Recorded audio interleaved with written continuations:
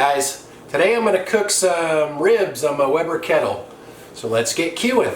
These are pork loin back ribs or baby back ribs. These are 3.095 pounds and they were $5.49 per pound. Meat's getting expensive. But anyway, let me get those opened up and I'll be back. Alright, these are all opened up and I rinsed them off, and they have a membrane on the back, and a lot of times I pull that off, and I see a lot of other people do that as well.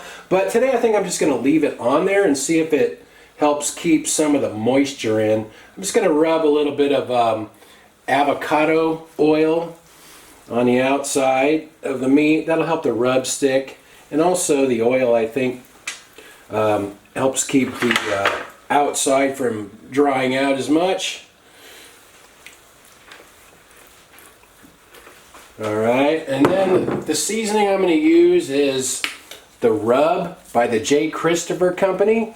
This gives the meat a nice color. That purple is sumac. It's a purple berry.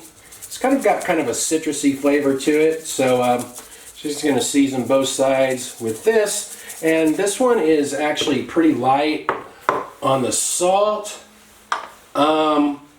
So I'm going to add just a little bit of kosher salt as well. Now these ribs were natural. Some ribs come in kind of a brine, so they're salty already. So you might want to check that before you add your seasoning, because the salty ones you really don't want to add too much salt to them. I've had this Weber Kettle for 5 years now, and it just sits outside in the weather and still in really good shape. So anyway, I don't have any of those fire starters, so I'm just taking some. This is just vegetable oil, and I soak this paper towel in it, and I'm going to use that to get the fire lit. That usually works pretty good if you don't have any fire starters, if your match will light.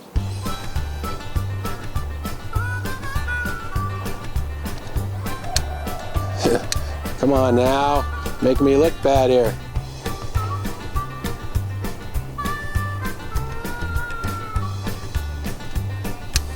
Not cooperating.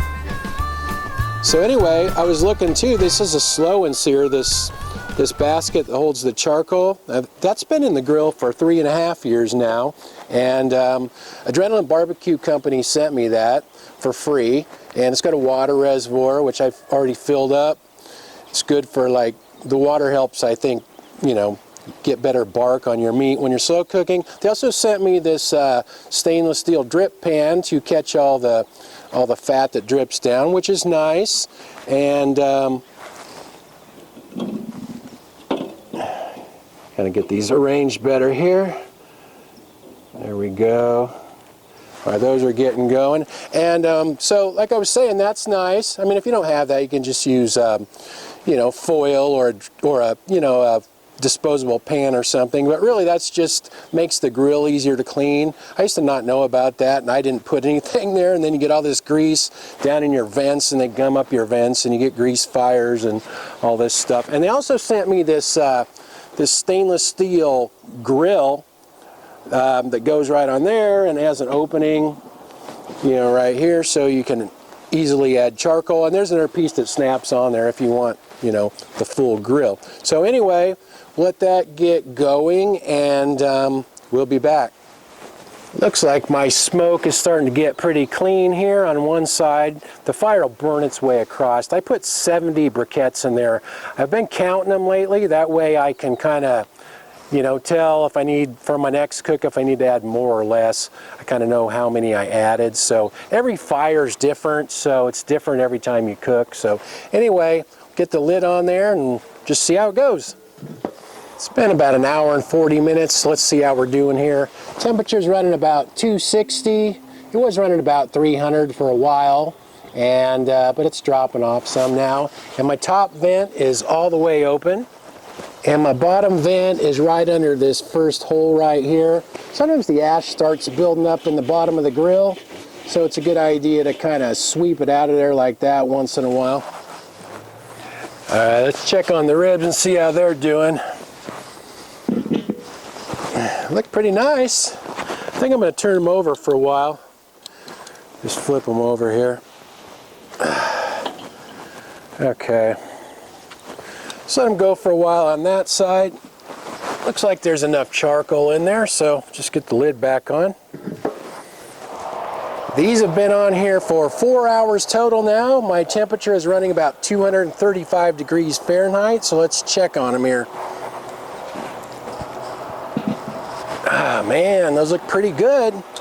Looks like the meat is starting to pull away from the bone a little bit. Let's turn them over and see what the other side looks like. Oh, wow, that looks really nice. I think what I'm going to do now is just start saucing them up. So guess what sauce I bought? I was looking through the sauce aisle and I saw Annie's. So I had to try Annie's organic sweet and spicy barbecue sauce, since Annie is my dog. Whoa! Almost lost a bunch of it there. Better start brushing real fast.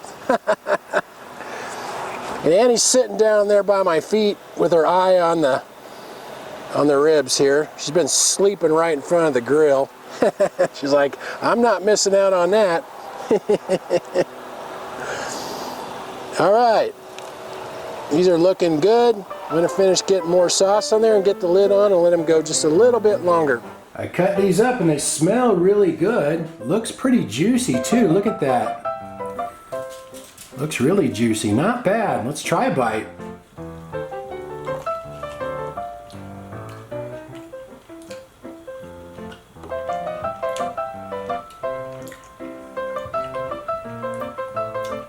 Those turned out really good.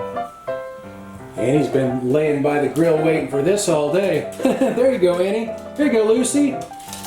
Oh, come on, Annie. Let Lucy have a piece. Lucy's my daughter's dog. They live next door.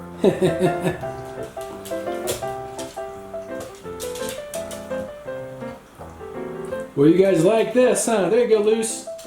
I think those turned out a little bit juicier, leaving the membrane on like that. And you can just peel it off. You don't have to eat it. But, you know, like I said, I think it holds the moisture in a little bit. Anyway, they were on there about 4 hours. And then after I sauced them, I left them on there about another half hour. So I'll write everything in the description. Thanks for watching. See you guys.